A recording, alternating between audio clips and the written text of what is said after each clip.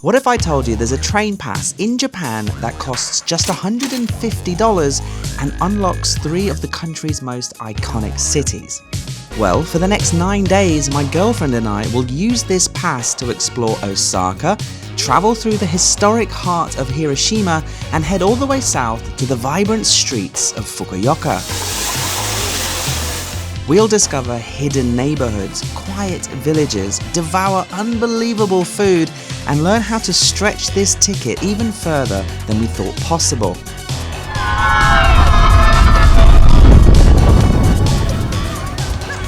So, is this Japan's best train pass?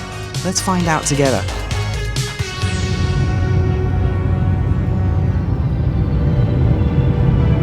Once we landed in Osaka, we took the airport train into the city and searched for our hotel. Welcome to Osaka, our first destination. We're going to be heading south from this point, and it all kind of begins properly tomorrow. Our accommodation is actually pretty budget. We've got a very, I ordered a double room, but me and Miss P will squeeze in there somehow, I think. We're only here for 2 nights, and then we're going to head south, as I mentioned. Tomorrow's our fun day. We're going to go out and get dinner now and then get to sleep because it's been quite a long travel day. And the adventure in Japan starts proper tomorrow. Are you ready for dinner? Yes.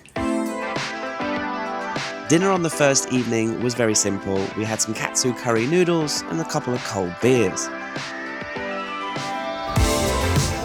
And the next day, the sun was shining and we were so happy about this because we were back in Japan and we were really excited for our main activity here in Osaka. Okay, we're going to begin today by coming to Universal Studios Japan here in Osaka. We did come to Osaka in our previous trip last year and we loved Osaka. It's a big city, very colourful, very vibrant, lots of food, lots of great shopping, and we explored a lot of the city last time. But since we're heading south tomorrow, the only thing we really wanted to do that we missed last time was spend the day at Universal Studios. As you can see, we've come nice and early. The park has just opened. It's 9 o'clock in the morning. We've pre-bought our tickets using Klook. So let's go! From the moment we walked into these gates, we knew we were going to be in for a day to remember. We had perfect weather, crazy good vibes, and our first stop was straight into the action. Each zone feels like you're stepping into a different world. You're stepping directly into the movies themselves. There's dinosaurs roaring around in Jurassic Park, there's minions causing absolute chaos, and all of your favorite classic Universal movies are brought to life all around you. And as for the brand new Super Nintendo world, it was absolute madness, packed with people, insane queues, we could barely find a place to stand, and honestly, we didn't really last more than 10 minutes. It was very colourful, very cool to be walking around. It did feel like you were stepping inside the game itself. We took a few selfies, and then we realised that it's just overrun, overhyped. We just don't get it in there. We're gonna go find something fun to do. Pro tip, however, we hacked the day by bringing in our own snacks, our own lunches, so whenever we did find ourselves in a big queue, we could pull out our snacks, pull out our lunch, pull out our drinks, and keep our energy levels high. As for the rides, it was non-stop adrenaline, flying through the sky on roller coasters, spinning around, and just laughing our heads off on every ride we went on. And between the rides, the entertainers kept up the energy. They were dancing, singing, and pulling off incredible shows. Talking of shows, the most incredible one was Waterworld. Just absolutely mind-blowing. Huge explosions, amazing stunts, insane action, total movie magic right in front of your very eyes. We were there for the whole day, and every corner had something new, something wild, something unforgettable. It's not just a theme park, it felt like we were actually inside the movies themselves. Honestly, such a great day, a million memories, and we're already planning to come back here in the future. We've done quite a lot of rides, and we're a bit tired, aren't we?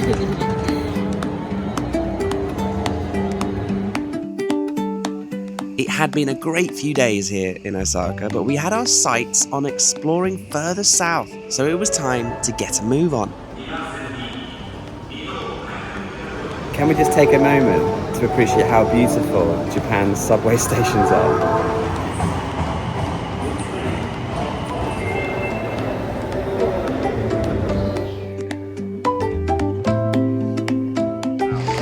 just activated our $150 Southern train pass, which unlocks us being able to go on the Shinkansen bullet train, as well as loads of other buses, trains, trams, and boats and ferries for the next 7 days.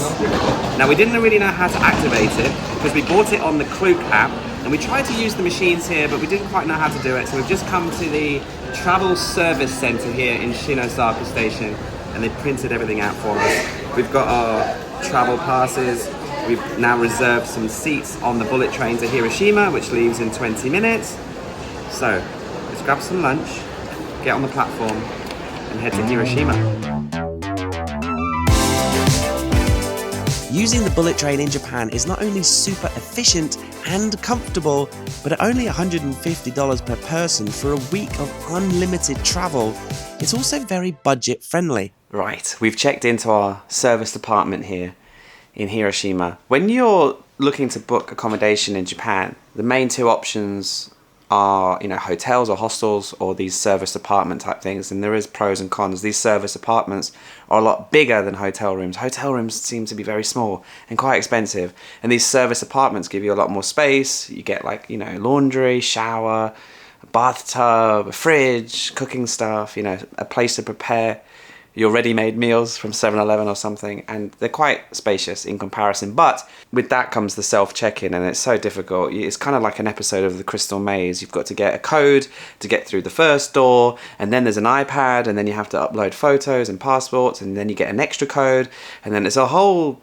puzzle to get to the front door. Right, before we go out and explore Hiroshima, a quick mention about Klook. We've been using them throughout this trip, and we use them all the time, and they are sponsoring this particular video. Klook is the perfect travel companion when it comes to booking activities, experiences, even accommodations, eSIMs, and importantly, transport. Especially here in Japan, you want to kind of pre-book your things so that you can get around the stress of navigating the language barrier, and everything's a little bit different here, including checking in. So obviously we use Klook to book our universal tickets, but we also used it to get this Southern train pass, which you can then just amend to the different part of Japan that you're traveling to. We're traveling in the south, so we searched for a southern one, and once we did a little bit more research, we found that this one that we particularly bought was the perfect one for our trip. It includes unlimited trains, including the bullet trains, heading south from Osaka to our end destination of Fukuoka, and it lasts 7 days. It includes some buses, it includes some ferries, and so if we just keep on the trains, we'll be getting our money's worth. And like I said, it's just one ticket in our pocket that we use, and we can reserve our own seats as well. That'll help, but if we just need to go last minute, we can, no problem, get on a train. And that train today was actually half empty. So if you are coming to Japan and you want to save time, money, and stress, then download Klook. If you use my link in the description, you can unlock some special benefits. For example, when we bought this Southern train pass, we got a free eSIM with 3 gigabytes of data thrown in, which actually I'm going to install now because we can use that 3 gigabytes to navigate Hiroshima for the next few days and just post stuff on Instagram, stuff like that. And they threw that in for free, which was really nice. So head to the App Store, download Klook, or go to their website, or click the link in the description and unlock experiences when you travel. Thank you to Klook for sponsoring this entire week in Japan. Shall we get settled and unpack a bit and go explore Hiroshima?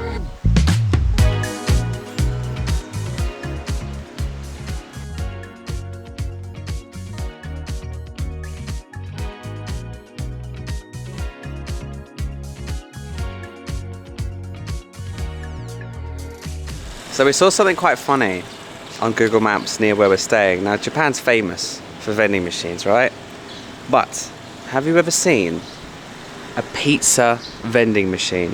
Now, it's got 2 flavors, margarita and teriyaki chicken. But the margarita is more expensive, which is a bit strange, but that's the one we're gonna get.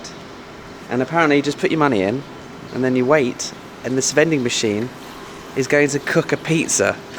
So slight change of plan, we only have enough for the teriyaki chicken. We've got 1,300 and change, and it doesn't accept card. Okay, we only have enough for teriyaki chicken, so that's what we're going for. And now we wait. What can you hear? I can hear a man working inside the machine. Hurry up, Mario. I'll put a link in the description of the exact location, but we saw it on Google Maps and we thought this would be funny. And right next to the vending machine is a beautiful park with blossom tree.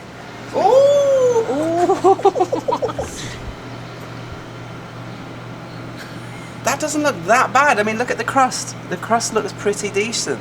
It's pretty interesting, but we have to try how it tastes like. Obviously, we didn't come all the way to Japan to eat pizza, but when it comes out of a vending machine, it does count as a cultural food experience. So on the picture, it said that we would get a plastic pizza cutter, but it didn't have any. Maybe they've run out. But it did come on a little metal grill and a half a pizza box, which I think you can unfold and actually close it and take it home. But in Japan, you're supposed to normally eat the food at the vending machine or nearby and then put it in the bin. So I've got nothing to cut it with.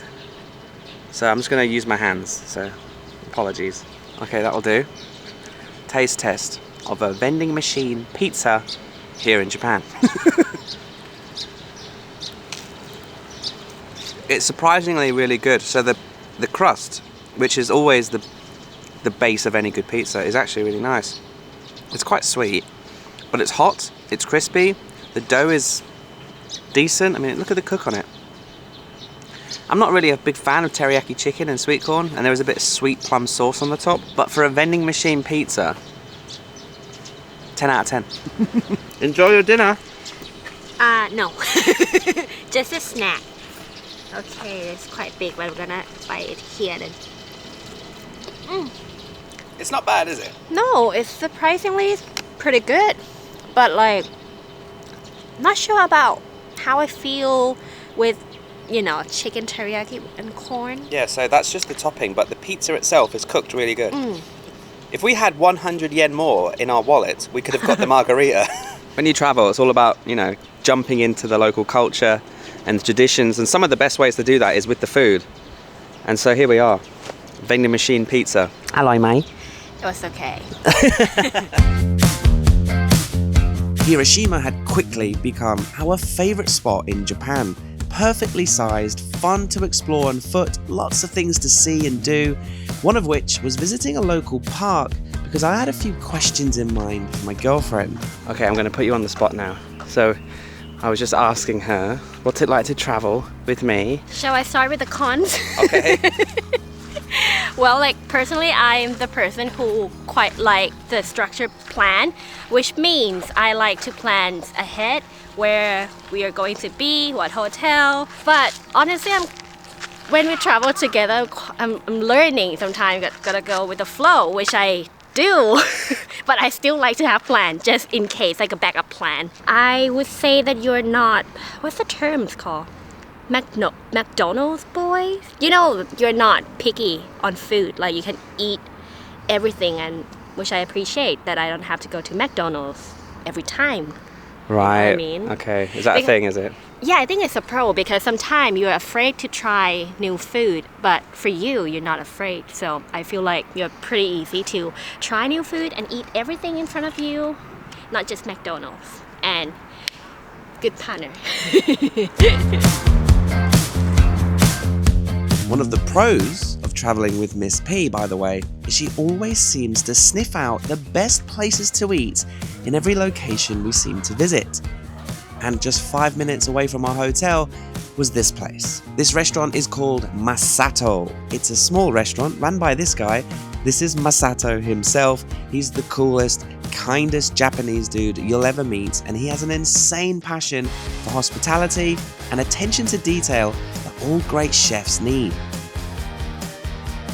We didn't plan on doing this, but we ate our way through his entire menu, which was very reasonably priced, by the way.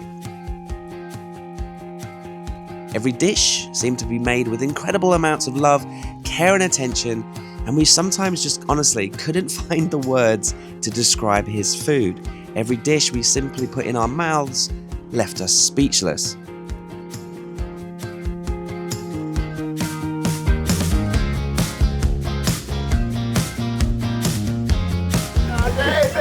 Bye. Thank you. Bye. Thank you. Bye. Have a good trip. Thanks a lot. Thank You you. too. Thanks again. Yeah. See you again. Oh, nice motorbike. Yeah. Thank you. People always told me that you'll have one incredible, unforgettable dining experience at least once in every trip in Japan. And that was one of them. My number one favorite. Good find, good find. Yeah, high five. Yay. Everything's so yummy from start to finish. Even the ice cream. Even the ice cream was handmade. It's I don't think we made a basic, video but of the ice cream, but it was just vanilla ice cream. But it was so good. Oh my god. I will not forget this place. Good job, babe.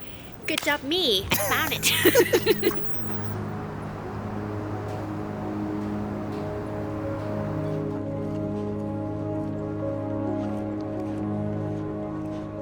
Just taking a lovely walk this morning in Hiroshima. Absolutely love this place, but it is a very small, compact city. Best explored, we think, on a sunny day on foot. So actually, yesterday when we were on the bullet train, I booked us onto a free walking tour, and obviously we'll learn a lot about what makes Hiroshima so popular and so famous for good and for worse. Yeah, this walking tour was awesome. The local tour guide spoke fluent English, and she really set the scene for us regarding all things Hiroshima. We began by learning that this entire city was completely flattened and destroyed when the A-bomb dropped in 1945. And so everything that you see here is newly built, including this stunning castle in the center of the city.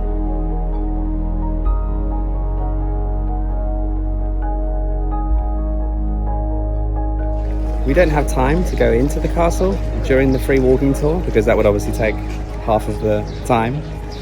So she's just told us that we can come back after the walking tour if we want, and it's a small fee to go in, and this is obviously now turned into a museum because obviously it did not survive the blast.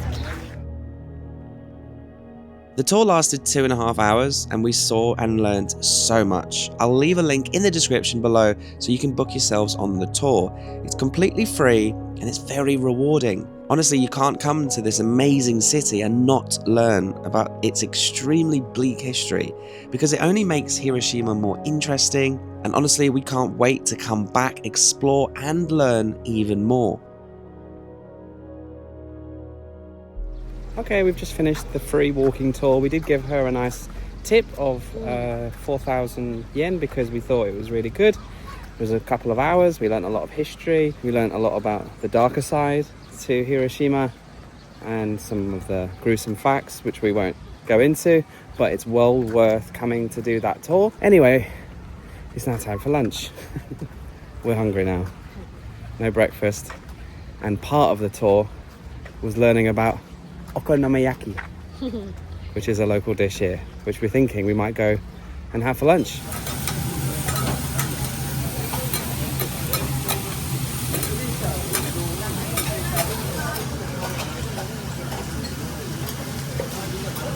It smells so good in here, and it seems like it's like a conveyor belt, right? This guy right in front of us, he starts the process of cooking it, and once he's finished adding all the base ingredients, it then moves along, and the guys at the end continue cooking it, add more things to it. Soon we'll be able to try. I'm so hungry.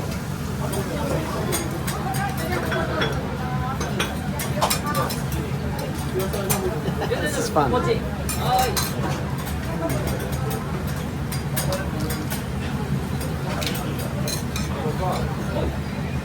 Okay, that was really, really delicious and very, very different to Osaka style.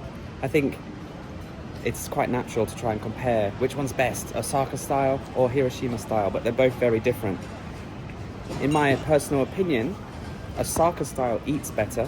Anyway, I'll leave a link to this particular restaurant in the video, but there is 600 restaurants in Hiroshima city center that sell this dish because obviously it's so famous. Anyway, off to the next destination.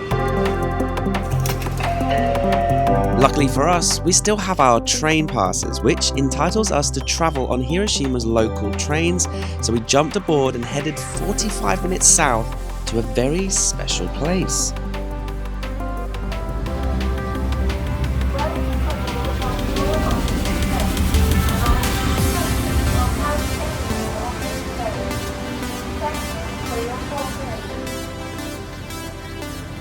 Okay, welcome to Miyajima.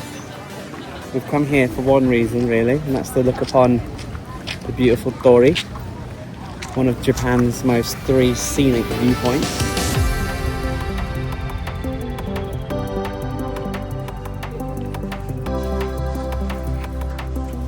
Now this famous red gate, okay, it normally looks like this, reflecting beautifully in the water, and it gives it that famous illusion that it's floating on water. But something I didn't know until just coming here is that it's very affected by the tides. And since it's low tide right now, it looks like this.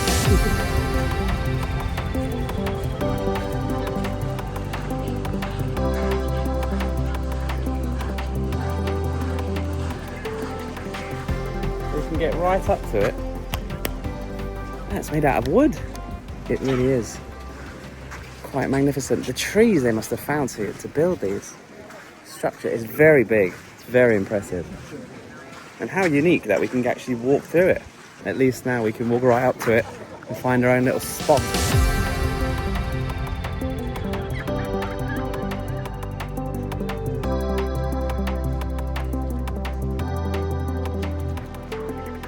Well, this is definitely very unique. We've actually been able to take nice pictures, stand underneath it, walk through it. And there's loads of space. We've got an entire beach. What do you think? It's pretty cool. It is pretty cool.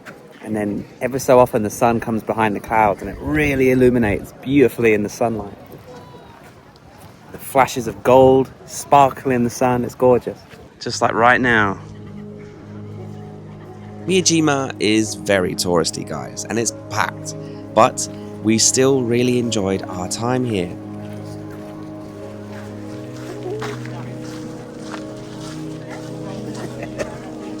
And if you ask me, I think if we stayed on the island for a night, that would be the best way to go, because most of the tourists, us included, left the island in the afternoon. So I think if you stayed on the island, you'd be able to really enjoy this beautiful part of Japan in much more peace and quiet, early in the mornings and late in the evenings.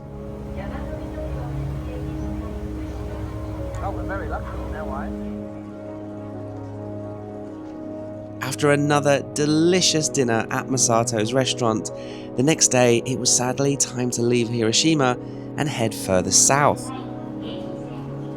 Our train pass came in handy again, and soon enough we arrived at the quiet village of Iwakuni.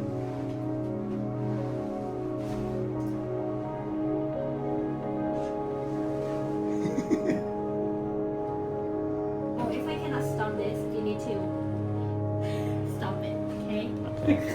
Thumbs up or thumbs down? Like this. In the middle. One of the things that I really wanted to do on this trip to Japan was visit a small town, visit a random little place away from many of the big major touristy hubs of Osaka, Nara, Kyoto, Tokyo, etc. And I put in to ChatGPT, I said, recommend me a scenic, beautiful little village that not many people know about, not many people go to. And it came up with this little village here of Iwakuni. So we've got 2 nights here. Now you do need to purchase a ticket to walk across the bridge, but it does include a couple of extra things, including entrance to the park, entrance into the castle, and the gondola ride up and down to it, which I'll show you in a minute. This is a beautiful, beautiful bridge and a great piece of Japanese history. Interactive style. What do you think? It's pretty. It's really nice, isn't it?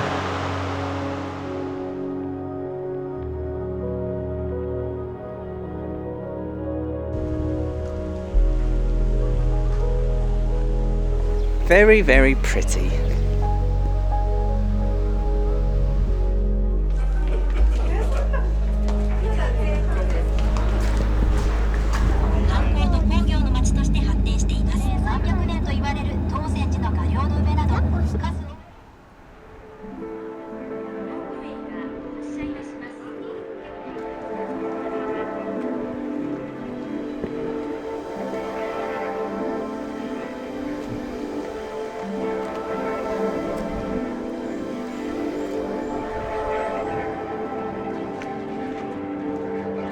Iwakuni, you little beauty.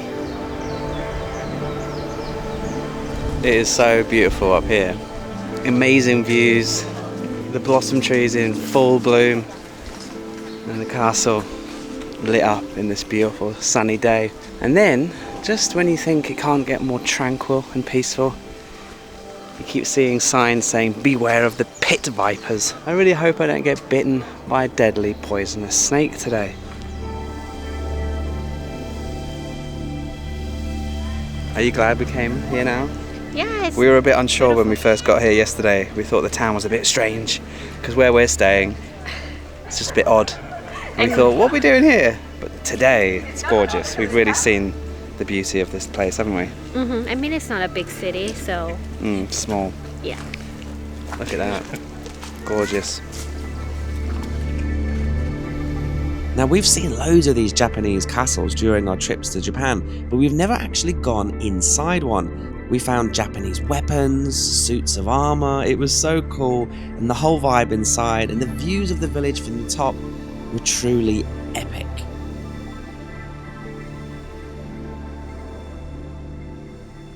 Last year, when we came to Japan, we hit all the touristy hotspots. Kyoto, Nara, Tokyo, and this time it's just nice to tick off something that I've always wanted to do, which is go into a more rural, quieter part of Japan. And it's just as equally as beautiful, it's just as magical, just without all the thousands of tourists, which is nice. It's a nice change of pace. Altogether, we had 2 nights in Iwakuni, and we certainly enjoyed the quieter pace of life. But we had to keep on moving, and since our train pass was starting to run out, we jumped on a bullet train and headed a few hundred kilometers south to one of Japan's coolest cities.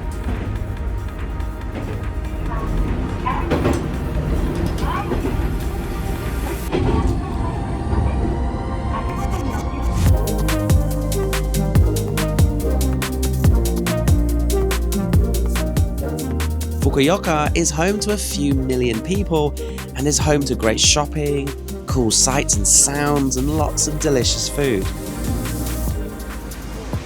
We made it! Welcome to our final city on this trip, Fukuoka. We walked around and found our hotel, checked in. Miss P was really happy with the room. It was really clean, really big, really nice, and she really liked the bathtub. Plenty of room for the both of us.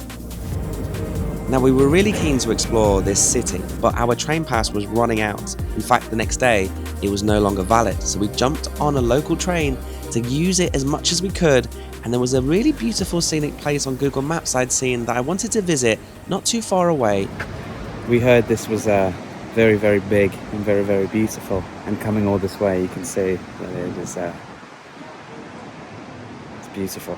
This is the first time in Japan that nearly every person here we can overhear is speaking Thai. I think this is very popular with Thai and Chinese people. Obviously, it's a very important, beautiful Buddhist statue. And this is actually a really accessible city from Bangkok, from Thailand. Air Asia fly here direct, very cheap flights. So this is a really great way to see Japan on a budget. Just fly to Fukuoka, great shopping, great food. They had this strange challenge at the statue. I've never seen this before. People were trying to balance a coin on the imprint of the soul. And amazingly, I had a quick go and it worked. I best put a lottery ticket on, eh? We then made our way back into town, and this was sadly the last time we could use our train pass. The 7 days had flown by, but we still had 2 more nights to explore the sights of Fukuoka. We had some ramen, and the remaining afternoon we simply explored the city on foot. We did some shopping, we walked around, and we found this awesome park. This is Chori Park. It's a great place and I highly recommend it, because if, like us, you need to walk off some of the insane amounts of calories from eating nothing but delicious food in this city, then yeah, you're going to need to come here. We also saw lots of people en route to what looked like to be a baseball game.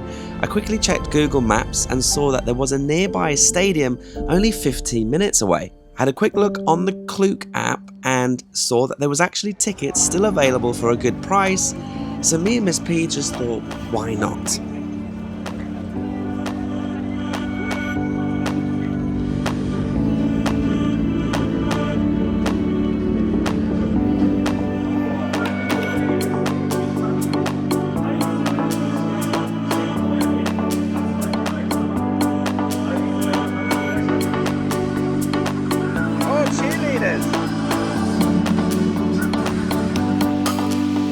We had never seen a Japanese game before, and we thought it would be fun, and that's exactly what it was. The crowd, the music, the mascots, the cheerleaders, the girls selling draft beer from their backpacks, all added to a great atmosphere.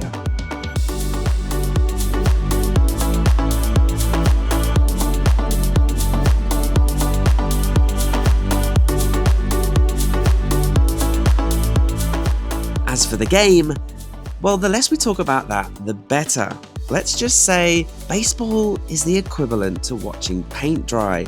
Nothing really happens for hours on end, and so they have to do anything and everything in their imagination to keep the crowd engaged.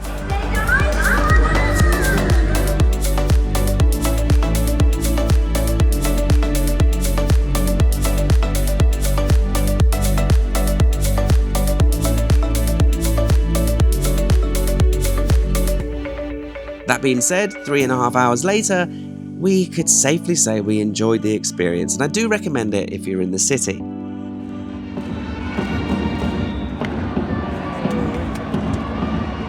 And that, ladies and gentlemen, is almost the end of our trip. We did have one last full day, which we spent mostly eating. Japanese food is just so much better when you're here in Japan. Just like Indian food tastes better in India, or how pizza just tastes better if you're in Rome, these meats and these noodles, everything you eat just tastes better in Japan. Except for this place. This place sucks. We might have to queue up. So, we've actually been in Fukuoka now 2 nights already. And we've just been chilling, doing some exploring, going to the baseball, just getting to know the city. We really like it here, don't we? It's one of the coolest cities we've been to in Japan. It's the perfect blend. It's not super busy, it's not super touristy, but there's enough to do and enough to explore and some good shopping. And anyway, just opposite our hotel is literally that brick building there. Looks quite pretty at night. And across the street from our hotel is this famous street with all these street foods vendors. We did come down here the other night, but it was a bit cold and windy. And it was very quiet, not much going on. But tonight it's really busy, really happening. And there's a lot more stalls open, so we thought we would come down here and maybe try some of this Japanese street food. Yeah. Just randomly pick one because everywhere has a long queue. So Yeah. just randomly pick one. I'm sure they all pretty good. It looks pretty as a picture and the vibe here is great. But yeah, these meat sticks were the saltiest things I've ever eaten. Now it was fun to sit here with all the other people.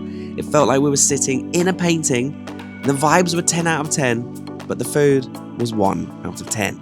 But ladies and gentlemen, that's it. That's our time in Japan over for now. We had the best time and it was great to experience new places and we can't wait to come back. In fact, if you could let me know in the comments below which part of Japan we should visit next year, I would really appreciate that. If you've enjoyed this video and you've made it all the way to the end, please leave a like and subscribe to the channel. Thank you so much for watching and I'll see you again next week.